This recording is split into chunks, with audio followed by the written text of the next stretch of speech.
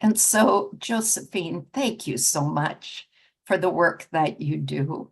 We're so delighted and happy that you're one of the finalists for our Exceptional Women of Peace Awards.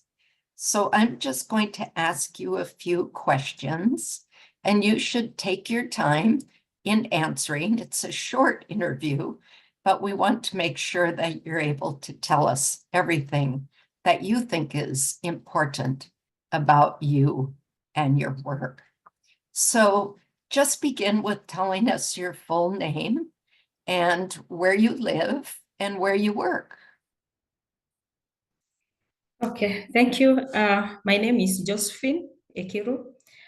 From Northern Kenya in Isiolo County. I'm working for Northern Regional Trust as a peace building coordinator, an organization umbrella for community conservancies in Northern Kenya and the coastal area of Kenya. Is that where your organization is located? Yeah, my location is located in Isiolo County, but we are working in 10 counties in in the northern part of Kenya, coastal region of Kenya, and north rift of Kenya. Beautiful, thank you. And so tell us a little bit about your work and what difference it makes. And if you have a story that kind of you could share about your work, that would be wonderful. But just start by telling us about your work and the difference it makes. Yes, my work is supporting communities through community conservancies and the government on issues of peace and security through facilitating dialogues, negotiations, coordinating peace activities across all the three regions of Northern Rangeland Trust, and supporting peace agreement across communities that are warring.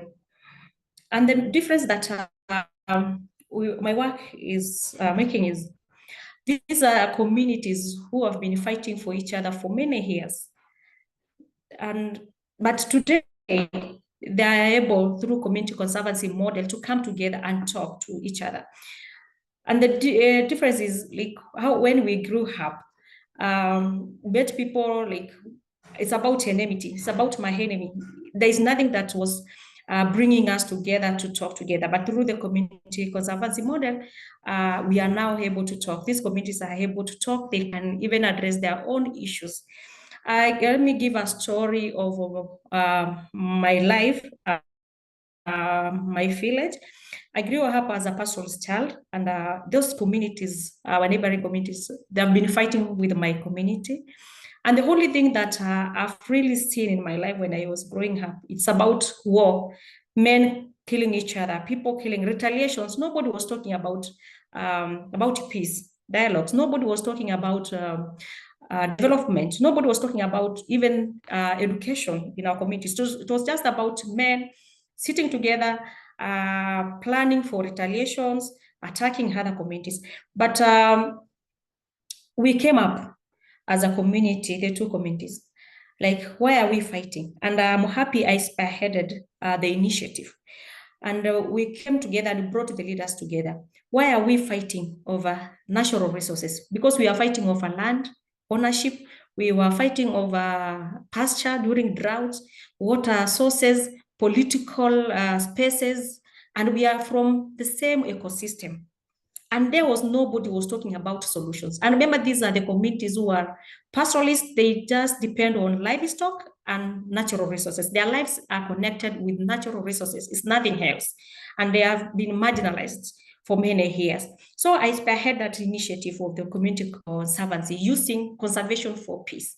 That let us conserve, let us manage the resources that we are fighting for so that we can have peace. We can enjoy together. We can share this pasture together, because we have been fighting each other, and we know even we get a moment nobody uses the pasture, the water sources, and nobody benefits, only killing. The benefits that we were getting, only losing people.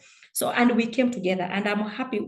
It's a long story, it's a long journey, but I'm happy today. We are celebrating 14 years of peaceful coexistence between those communities. And it has become a replica of other communities that coming together and forming the community conservancy, managing their natural resources for them to use peacefully. It has become a replica today in our region. Beautiful. Thank you so much. Do you have a title in your organization? What? Do you have a title in your organization? Yes. Peace building coordinator. That's beautiful. Thank you. So, how do you define peace, Josephine? And also talk a little bit about the source of your dedication to peace. I mean, you shared some of that in your story about growing up and knowing what was happening in your community. But how do you define peace? And what is kind of the source of your peace building? Yes, for me, peace is when people are living together, sharing good stories than causing pain to each other, and a peaceful coexistence of people and nature. That's my definition of peace. And my strength is, growing in such kind of situation. People you grew up dying, you saw them dying, women suffering, children are suffering, and nobody's talking about this is wrong. Nobody, even the people who are leaders at that time, their interest is different. Nobody was talking about the pain that people are going through. And so in losing many people. And that's what inspired me. Like, I have to step out and talk and tell my people, this is wrong and this is right. We need to come together and talk. And whatever is now even driving me, I'm not doing it because of today. We are trying to manage what is happening today so that we can address this issue for a better future of the coming generations. I'm doing it because of the generations, because I wish somebody, my parent, could stand like me today. I know I could not went through, or many people could not, my generation could not go through what we have gone through. And that's why I just came out. And like, let me come out and let me talk and let me say the truth and let me redirect my community. And through even the journey, I've gone through a lot, like being an outcast in my community, left alone by everybody, death threats, many attempts of shooting, but I persist because I want to see my people living together peacefully, enjoying this life together without enmity, living with love, and just enjoying what God has given to us. Beautiful. Thank you so much. In your work, what are you most proud of?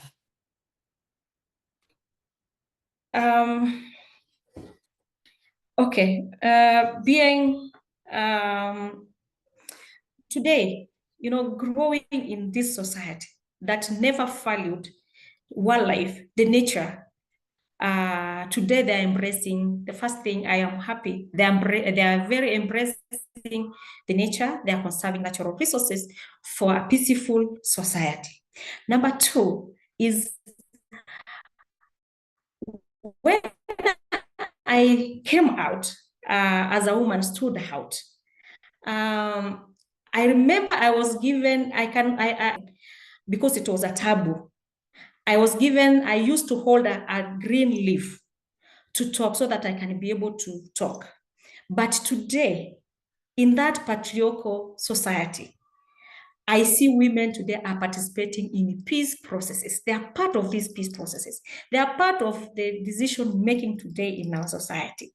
I'm very proud, and the peace that we are really enjoying with our community, our neighboring communities, and also standing and coming out and paving a way for other women. Today in my community, like women, when they fight for positions, men rival, like Josephine did, let us give women, because women can be able to do the way it has been paved.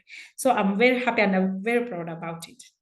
Yes, that's beautiful. You give me goosebumps, Josephine.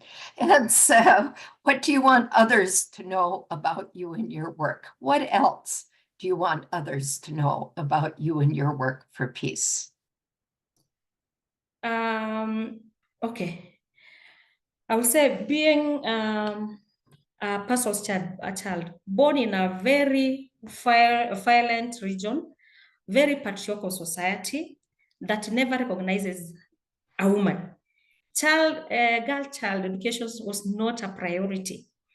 Women voices was not a priority. But all those challenges never silenced me. I just came out and challenged the challenges. I used the challenges as an opportunity to educate my people that this can be done. This is right and this is wrong. And I'm happy.